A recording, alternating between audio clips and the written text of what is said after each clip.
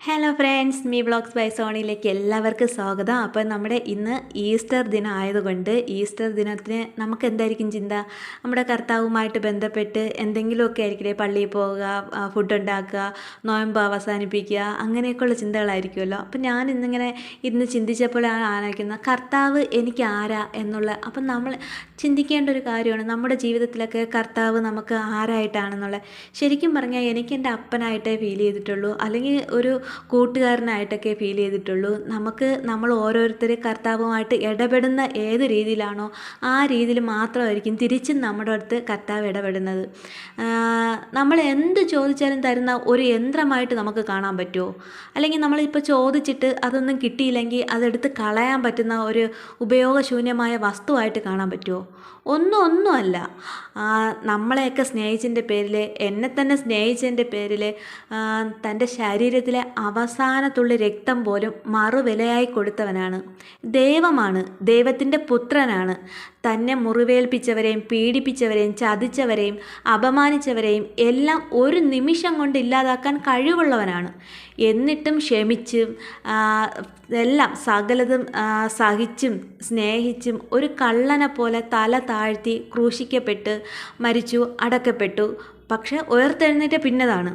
പക്ഷെ അവിടുന്ന് ഒന്നിനും ഒരു അവസാനമായിരുന്നില്ല. ഈ ക്രൂശിക്കപ്പെട്ട സമയമൊന്നും ഒന്നിൻ്റെ ഒരു അവസാനമായിരുന്നില്ല. അത് അവിടെ നിന്നൊരു തുടക്കം മാത്രമായിരുന്നു. അതുപോലെ തന്നെയാണ് ഇന്ന് ഈ ഭൂമിയിൽ ഇപ്പോൾ ജീവിച്ചുകൊണ്ടിരിക്കുന്ന ഒരുപാട് മനുഷ്യന്മാരുടെ അവസ്ഥയും. ഒരു തെറ്റും ചെയ്യാതെ മറ്റുള്ളവർക്ക് നന്മ മാത്രം ചെയ്തിട്ടും തിന്മ മാത്രം തിരിച്ച് കിട്ടുന്ന, ഒരുപാട് നല്ല കാര്യങ്ങൾ ചെയ്തിട്ട് തിന്മ മാത്രം അവർക്ക് കിട്ടിക്കൊണ്ടിരിക്കുന്നു. എല്ലാവരെയും സ്നേഹിച്ചിട്ടും അവർ ഒറ്റപ്പെട്ടുകൊണ്ടിരിക്കുന്ന ആ ഒരു അവസ്ഥയിലൂടെ കടന്നു പോകുന്ന ഒരുപാട് മനുഷ്യന്മാരുള്ള ഒരു നാടാണ് നമ്മുടെ ഈ ഭൂമി എന്ന് പറയുന്നത്. നാടെന്നല്ല, ഈ ലോകം എന്ന് പറയുന്നത്. ഒരുപാട് നന്മകൾ ചെയ്യുന്ന ആളുകൾക്ക് തിന്മയും, തിന്മ ചെയ്യുന്ന ആളുകൾക്ക് നന്മയൊക്കെ ഭവിച്ചുകൊണ്ടിരിക്കുന്ന ഒരു കാലഘട്ടത്തിലൂടെയാണ് നമ്മൾ കടന്നു പോകുന്നത്. അപ്പം എനിക്ക് പറയാനുള്ളതെന്ന് വെച്ചാൽ, നമ്മൾ എത്രത്തോളം പരീക്ഷിക്കപ്പെട്ടാലും ക്ഷമയോടെ സഹിക്കുന്നവൻ ഭാഗ്യവാന്മാരാണ്. അപ്പം അവർക്ക് എന്നും ഒരു ദുഃഖവെള്ളി ആയിരിക്കില്ല. എന്തായാലും ശാന്തിയുടെയും സമാധാനത്തിൻ്റെയും ഈസ്റ്റർ അവരുടെ ജീവിതത്തിലും കടന്നു വരും, അത് ഉറപ്പാണ്.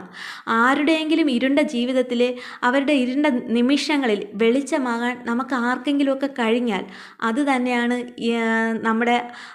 നമുക്ക് വേണ്ടി ക്രൂശിക്കപ്പെട്ട് മരിച്ചുപോയ, ഇപ്പോഴും നമുക്ക് വേണ്ടി ജീവിക്കുന്ന, നമ്മുടെ പ്രാർത്ഥനയെല്ലാം കേൾക്കുന്ന, നമ്മുടെ വിഷമങ്ങളായാലും കണ്ണീരായാലും അത് കണ്ടിട്ട് മാറിപ്പോവാതെ ഇന്നും ജീവിക്കുന്ന ഒരപ്പന് നമ്മൾ കൊടുക്കാൻ പറ്റുന്ന ഏറ്റവും വലിയ സമ്മാനമായിരിക്കും മറ്റുള്ളവരെ വേദനിപ്പിക്കാതിരിക്കുക എന്നുള്ളത്.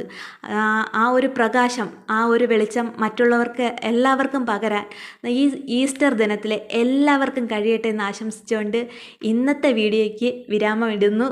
എല്ലാവർക്കും നല്ലൊരു ഈസ്റ്റർ ദിനം. Happy Easter.